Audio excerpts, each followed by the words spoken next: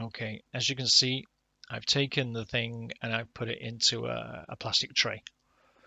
And I've not been careful with my hands up to this point, but if I'm mucking about with polyester resin, I'm putting some rubber gloves on. Um, this rubber glove, I don't know what happened, but the thing just split as soon as I put it on. just it just it just literally ripped to shreds. So that one went in the bin there to then get another one. I think I haven't, like I say, I haven't used this stuff for quite a long time. You can see my airbrush compressor there. I haven't used that for yonks. Um, I think these my latex gloves had perished. So anyway, that's not important right now. But I mean, I'm very slapdash. I don't mind sticking my hands in, plaster of Paris and stuff, and that's not very good for your skin. But if you get polyester resin on you, it doesn't hurt, but you can't get it off anything. If it gets on your clothes, game over. Get on your skin, it's staying there. You can't just um, you can't just run it under the tap, and wash it off. You end up literally having to like pick it off or wait for it to wear off. So here's the resin. That little bottle you can see there you go. That's the catalyst, and you only need, like I say, up to 3%. Aim for one. You'll probably overdo it and end up with two. That's kind of the sweet spot, really. At least it is for this particular resin. Make sure if you ever get into this, read the instructions, read them again. Wear clothes you don't care about in a place you don't care about with your hands covered. Nothing. Basically, don't put resin near anything you care about. I'm putting it near my model, and at this point, I am starting to care about it, but hey ho. I would much rather be using epoxy resin. This stuff right now is letting off a noxious gas. It's it's the stuff when someone's fiberglassing and that smell, it's this. Um, so I'm only using that as much resin as you can see me using there, which is not a vast amount. So I still did this in my garage. I opened the garage door behind me, so there was air moving about, and I was only using a little bit. But as soon as I'd done this, and I did the entire operation in like 5 minutes, I took the whole thing out and put it into my shed at the end of my garden. It's that good. Um, so I've got the resin in there, and it's on a scale, quite a sensitive scale, and I need to put some in. So what this is I'm putting in now is actually a dye, and it's a like a red brown dye. And the reason for this is water is not blue, it's not clear, it's not green. Water in like outdoor streams, when you look at it, is some color, and I've just gone for a bit brown. I I I did aim for 1% here, and I'm pretty sure I ended up with 2%, which is kind of what I thought would happen. As near as I could be while using pretty sensitive scales. So now you have to. So yeah. I got distracted myself then. So the water is translucent brown color, as you can see. Um, trying to show you the color there, I think, because water isn't clear.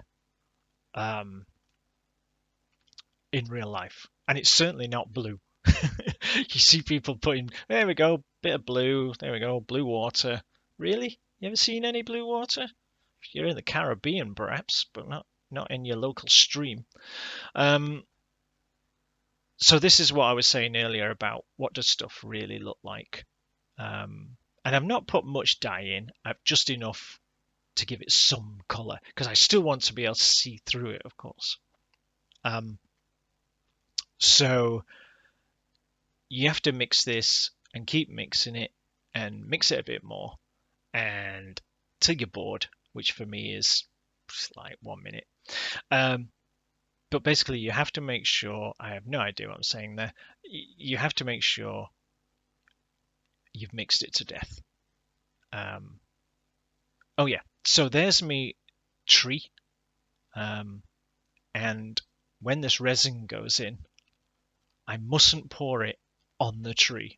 I have to pour it around and let it the level of the water just naturally raise. And then when it's set, that tree's going nowhere. There's me dams. Check me dams. Make sure that they're as sealed up as I could do them. After this, you just have to hope for the best. But once this resin is dry, that tree's I could pick the whole model up by that tree without it coming out once the resin is set. So I didn't have to glue it in or anything. So here we are. This is the moment of truth now. And this makes me quite nervous when I do this. So now I've just got to pour it in, but not pour it on top of anything like a rock or on the tree, because it will run off, but it will leave behind a very shiny surface which just won't look right. So instead, I pour it on the riverbed and just let the level come up, because it's a liquid, so it's self-leveling, of course. So which is actually a problem later, as you'll see, but one that I knew was coming. There's no way around it. So I'm pouring it, making sure it goes everywhere I want there to be river, and then you let it just naturally find its level. It's quite runny, but I'm still pouring it around to make sure that it does go where I want it to go. I completely guessed about how much I would need, and I was more or less right. If anything, I probably put a little bit too much in the model, but I got away with it. And then I had a little. That's a lovely shot of my head. And you know what? I'm not sure, but I think I might be going bald. And then you see the colour. It just makes sense that water would be that colour. You know, and so you can still see the rocks through it. You can still see the different colours, but you can see now why I wanted some highlights, because I knew that the water was going to be tinted. This stuff stinks. Right now, I'm coughing and having trouble drawing a proper breath. I don't know what I'm saying at this point. I suspect I'm saying all the things that I've just said. And I pointed at the stick there, and I think I'm probably saying that tree, when this stuff dries, basically it's forever. There is no going back now. I can't change my mind. It's a done deal. So I'll leave it there. Yeah, so just get the damn thing out of that room before I choke to death. So, as you can see, this stuff is literally rock hard. Goes completely rock hard, and it sets completely. There's nothing happening there. Same with rocks. Everything's welded in. So, but the problem is, if you look, see, it's flat. See how flat it is? Now, obviously, in real life, rivers are not flat. So, what I have to do now is add some water. So, I'm going to try and show you what it is, how to make the water look more realistic. It's rock hard at the moment. So the water's coming down here. It's kind of going around a bit, but it's travelling. So it's coming down here and it's going this way. Okay. So I have to work out how does water look, because it's too smooth at the moment. So we use something called Mod Podge. This stuff's great. And all we do. Oh, the other thing I need to fix is right along the edge here. I don't know if you can see, but right along the edge. It's the same on this side here. It's contracted. The water is contracted and kind of gone like this. So I need to fix the edge. This happens sometimes, but as the resin cures, basically shrinks a bit. So I need to fix the edge, and I knew I'd have to fix the edge, so that's not a problem. It's not like a surprise. So that's usually. I'm also eating chocolate. So at this point, I'll take over because you don't really want to hear me talking and eating chocolate at the same time, which is what I did. So you get a brush, get your Mod Podge, and what I need to do is paint ripples on, because the water at the moment is like glass, because it goes on as a liquid. Liquid finds its own level. Don't worry about that drip that dropped. It doesn't matter. It's a liquid when it goes in, so it finds its own level and settles. So I knew this would happen, of course. So what I'm doing is creating water texture, like ripples. So I'm starting wherever there's something sticking through the water, because it makes sense in my mind that when water goes around an object, it creates turbulence in the water. And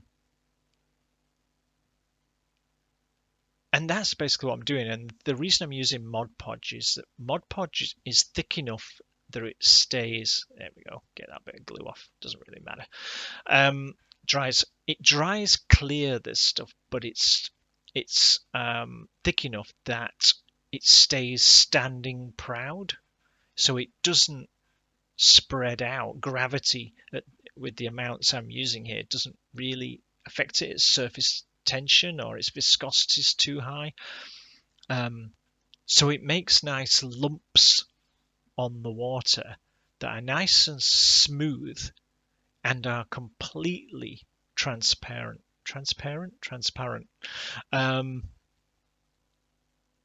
So again, this is one of those things that you just have to know what you're going to end up with later, and then what other thing I'm going to do with it. So you see, all I'm doing is adding texture to the water in a sort of as natural a way as I can do it, really. Again, you'll just have to trust me. Now, a bit just up to the left, at the top of the river there is no resin, because it's on a slope, and that's basically where the river is coming in, and all of the resin just ran down and settled around the tree, and the level of the water was much lower, and that's okay. I was pretty sure that's what was going to happen. And that's okay anyway, because where the water is coming in, sort of just a bit higher up than where I am now painting, I decided the water's going to come in there quickly. So it's going to come in like a rushing rapid, only not that big, because the scale of this, as you can see, isn't huge. It's just like a small river. But I want the water to come rushing in there, and we'll use a different technique to make that happen, because this technique is for fairly calm water. Okay, so yeah, so you can see what I'm doing, and you'll just have to wait and see. You won't have to wait long because of video editing, but you'll see what the effect of what I'm doing is. So, right, so you can see where I'm up to now. Just turning the thing around a bit so you can see a bit better, hopefully see a bit better what it is I'm going to do, he says. Ooh, wow, look at that. What photography. So you see me tree, and it's going into the water, and there's Mod Podge all over the place, but there is basically where the water's going to come rushing in. So how on earth do I make rushing water? And you know the silicon sealant that you put around your bath or your shower or whatever? I'm going to use that. There it is, silicon sealant. It, this is cheap stuff and it's transparent. That's important. You want the transparent one. So it's just silicon sealant that you put in one of those little gun things and just squirt around the edge to seal your shower, your bath, or whatever. Um, so it's transparent and that's important. So, sorry, I had to move the camera. Um, so I get some of this, like say, transparent silicon sealant. Is it coming out? Yeah, it is coming out. Couldn't remember. So, and all I'm doing is squirting some around. So nothing clever, just cover up the bit that I want to have fast flowing water. I'm hoping that from this camera angle we can see well enough. And then I get myself a little stick or a tiny little screwdriver in my case, because it was probably the closest thing I could reach. And then all I'm doing is one, spreading it out nicely so it covers up into all the little corners and everything where I want it to go. Because obviously I can be much more subtle with this little stick than I can be with the great big silicon gun. Unfortunately, when I'm filming this and when I'm doing it, I can't see what the camera is seeing. So unfortunately, my hand's in the way a lot. But right, so I'm spreading it out wherever I want, wherever I need to be. And then I'm still spreading it out by the looks of it. And then after this, what I'll do is I will tease it up into points like water was rushing over rocks and splashing. So that's what I'm doing now. I'm just literally stabbing it in and just teasing it up into, and because it's silicon sealant by its very nature is really stiff, um, as liquids go. The viscosity is so high, it will hold its shape when you tease it into different shapes. So I'm literally creating water. How it's not photorealistic or anything, um, but it's obviously much rougher than the stream bit. So I just keep, I tease it up, and then when I get down to where it meets the river, the calm river bit, I sort of blend the two together by just dragging it out onto the river so it thins out. So it kind of blends, and it's the best word I can come up with. It sort of blends onto the calmer water. Unfortunately, at this range, you can't quite see it, but you will do. I will show you later. But at least you can see what it was I did and how I did it. All I'm doing is just teasing it up into peaks like it was rushing over little rocks and stuff. Oh, there we go. I picked up the camera for a closer look. Well done, me. Now get out your own light. It's not helping. Okay, let's try again. So, like I say, there's a big light right above me. So it's very hard not to be in your own light, but hopefully you can sort of see what I've done. This will become clearer later. I've got to be careful not to touch any of that. It's all wet. So you see the Mod Podge everywhere, which obviously hasn't dried because it goes clear when it's dry. And then I've got all that silicon sealant that I've teased up into peaks. I'm pointing at I've stuck a bit of Mod Podge where the edges need fixing, but I fixed them properly later. And you can see there how deep the resin is. I poured it a bit deeper than I meant to, but it doesn't matter, really. Okay, so the Mod Podge is all dried out, and now I've got to try and show you what the effect of that is. So if you look at it, do you see the sort of ripple effect on the water? The water was like glass, and now it isn't. It's like very badly made glass. And the transparent silicon, when that dries, goes a little bit. It a little higher in opacity. It's not completely clear, but we're still going to do. There's another stage to this yet, so it will look even more like what it's supposed to be. So here's some of our white acrylic again, and I'm basically going to do that dry brushing technique again. Um, you know the one. So get a brush, get a bit of paint on it, rub the paint off it till it's practically dry. Um, Again, I wasn't super careful about this, but I was careful enough for the output that I wanted. Whatever the word is, what's the word? Effect. That's one. The effect I wanted, and I'm basically brushing it on the river, and the paint only catches on the bumps. So I'm highlighting those bumps that I added with the Mod Podge. So it's like having a sunlight glint on the water, if that makes sense. But on top of that, it means that your human eyes can actually see the damn things. um, so you don't have to like get a funny angle or anything just to be able to see them. This is literally a way of highlighting them without painstakingly trying to paint them, which I would almost certainly ruin. This way, you're just dry brushing it. The paint only goes on the raised bits if you're careful and do it right. And the effect is of running water, at least I hope it is. So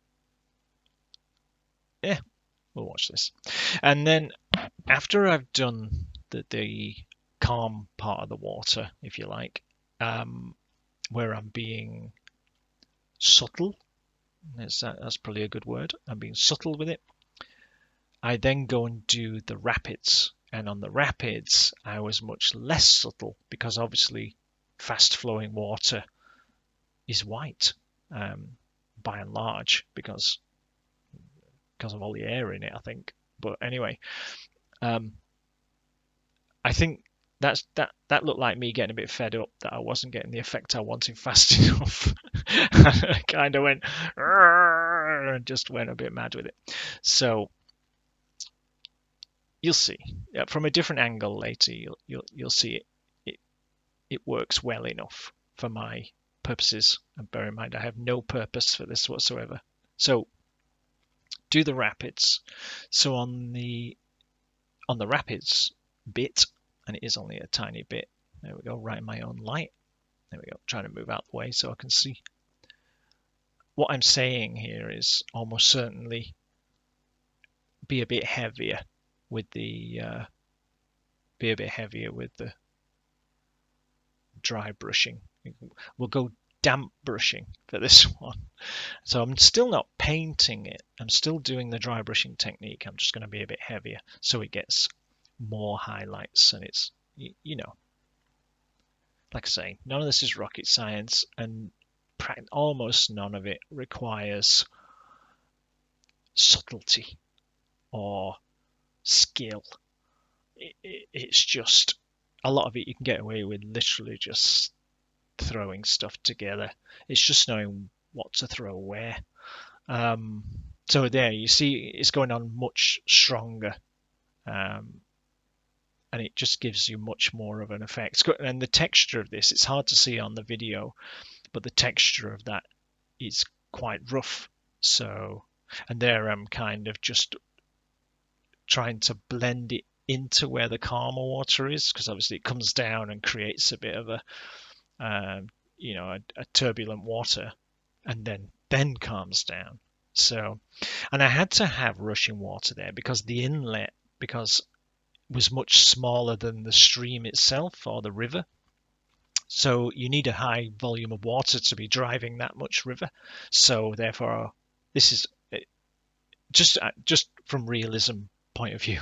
So I had the water coming in. I thought that's going to have to come in fast. Otherwise, it's going to look weird. It's going to look like a little tiny bit of river and then a big bit of river, and it won't make sense. So, so yeah. So that's one of the reasons I did it, and two, it's just more interesting to look at, frankly. Um, but this is just the mucking about detail bit, but the details change the feel of the whole thing. Um, one thing, this is one of my problems when I'm dry brushing. Once I start, I can't stop, and I just start dry brushing everything. You'll probably, I'll be like dabbing it on rocks and stuff, going, oh, I can have a bit more there and a bit more here, sort of thing. So, yeah, there we go.